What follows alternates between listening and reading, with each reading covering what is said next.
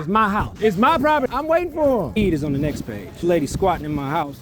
So if you've been watching my videos for a while, you might recognize this house here. Probably flipped this one about 2, maybe 3, almost 3 years ago now. So this is the house that had a squatter in. I'm gonna tell you how she got in there.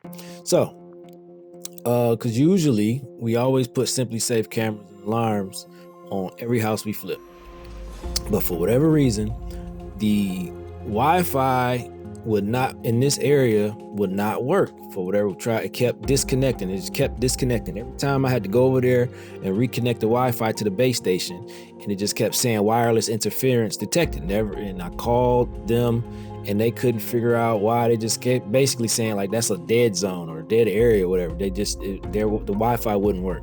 And it was the Wi-Fi was Metro. You know, it wasn't nothing crazy.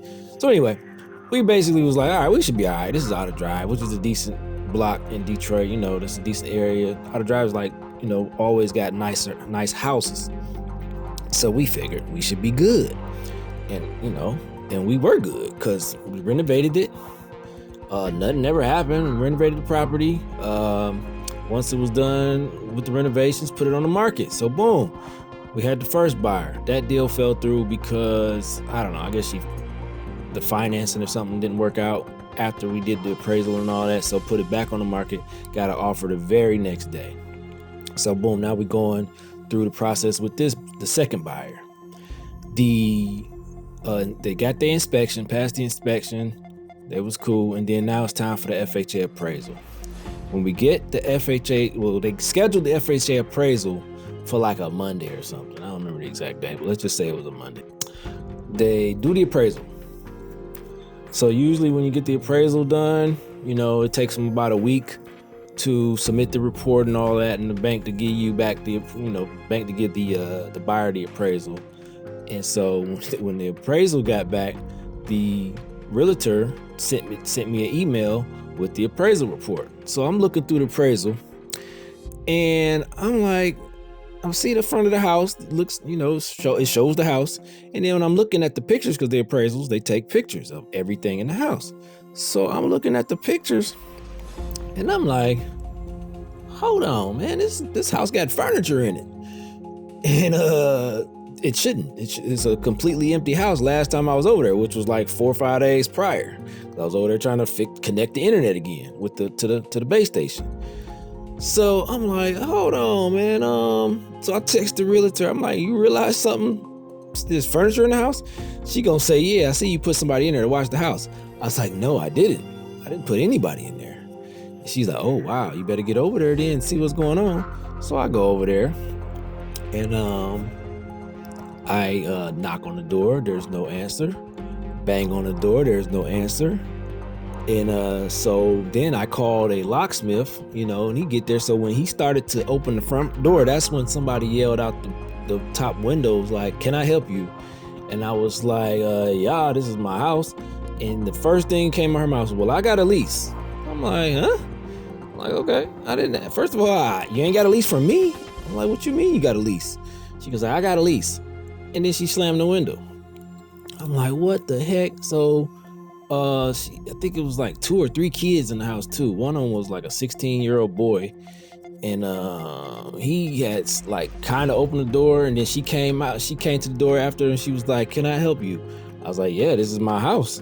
She gonna say, "Well, I got a lease, so I don't know what to tell you. You need to take that up with the landlord." I'm like, "There is no landlord. This is my house. What are you talking about?"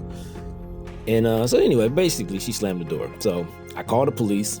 So when the video picks up, you'll see me and her going back and forth. And basically, this is her yelling about, you know, she got a lease and blah, blah, blah. And then I'm waiting for the police to pull up. And then, you know, you'll see once the police pull up what they had to say. That's in my name. It's my meter. No, it's not. It's my house. No, it's not. I pay for this house. It's my meter. It's my name. You want to see who? It's my property. It's my property. Police asked. All right. No, they didn't. They said they can't. Yeah, they did not. I'm waiting for them. Got my paperwork right here. I called too.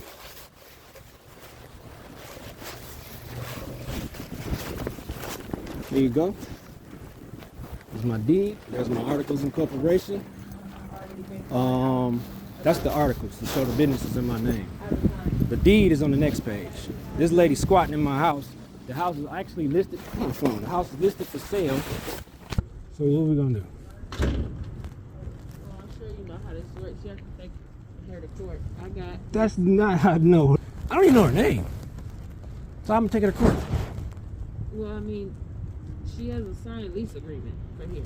I can go to Staples and get a lease agreement and fill it out. This is what it tells me.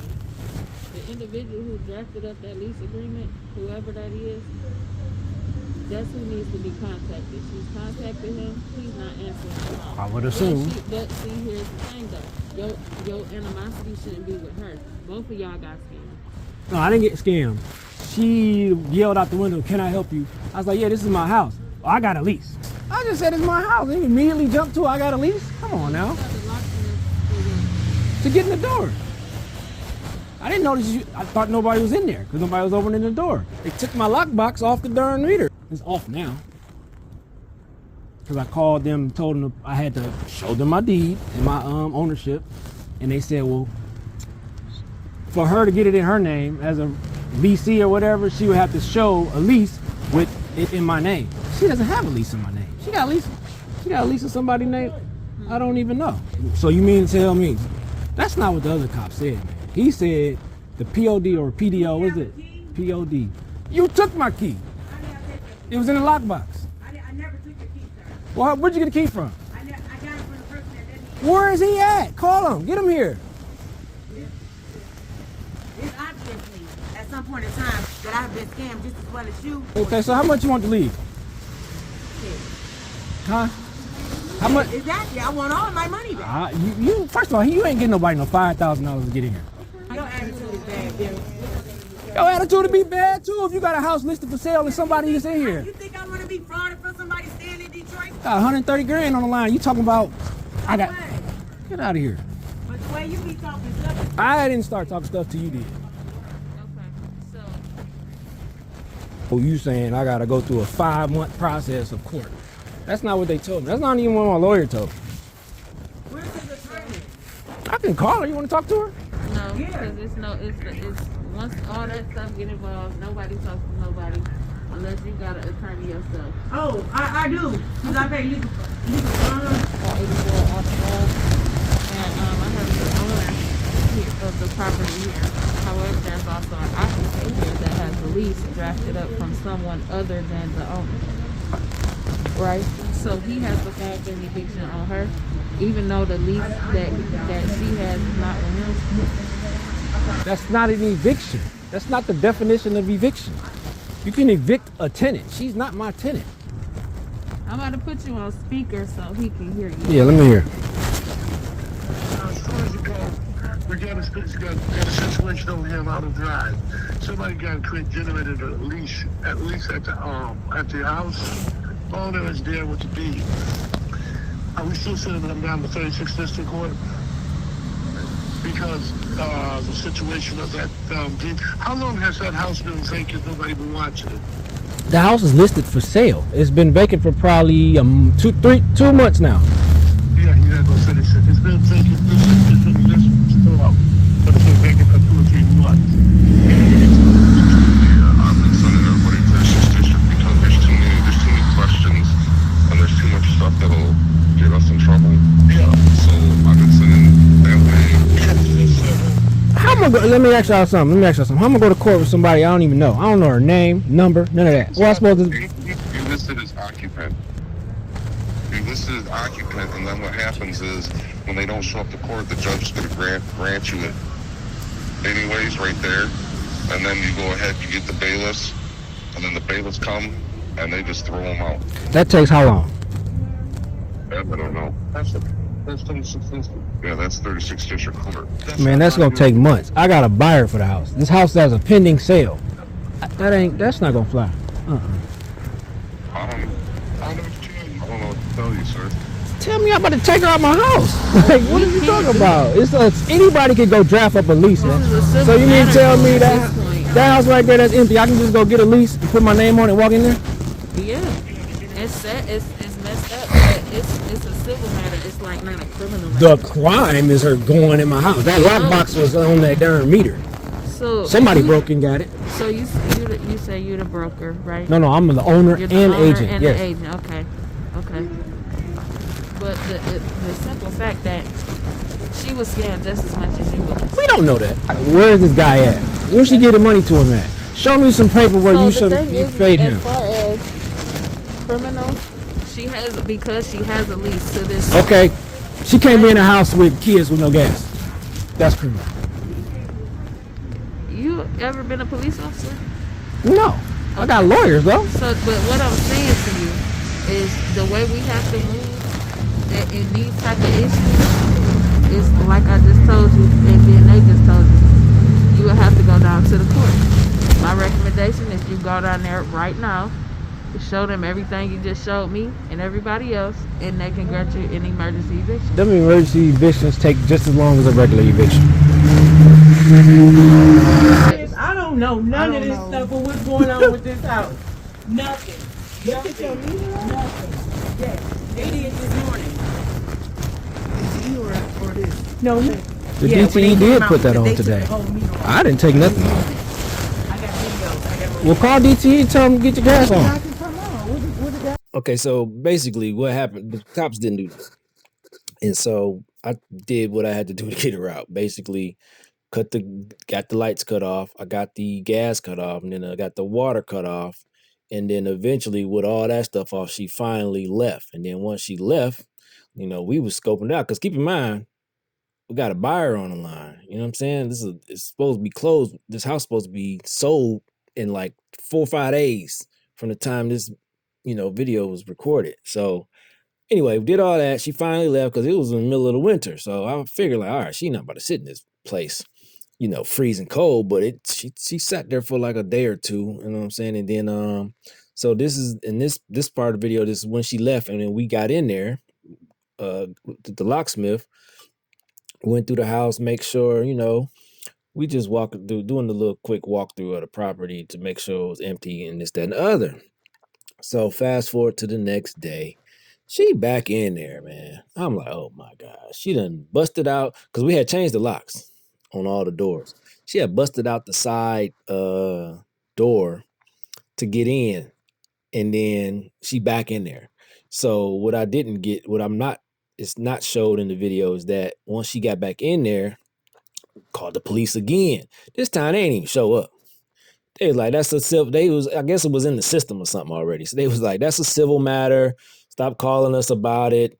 Deal with it with the courts. I was like, oh my gosh. But I was like, man, so after she done broke back in there and got back in, we like, all right, tomorrow we just gonna take the doors off.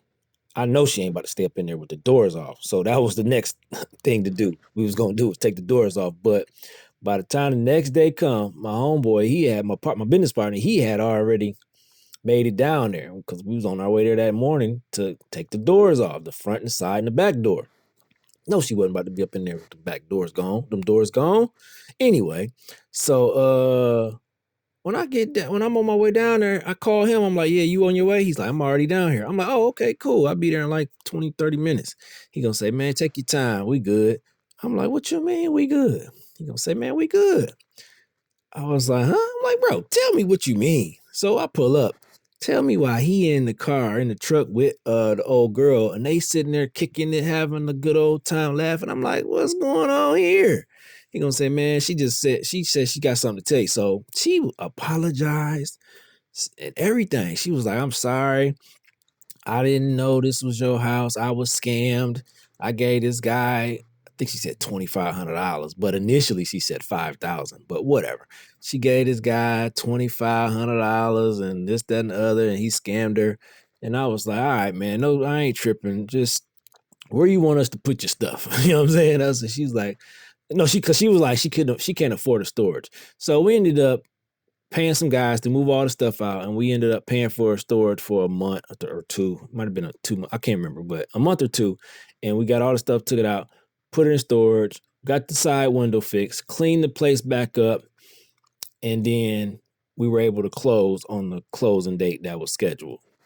Man, but That's my squatter story. It's crazy. So moral of the story is get them cameras and that alarm system and make sure it's operable and works correctly. Because even in the nice neighborhood, you can get a squatter. You know what I'm saying?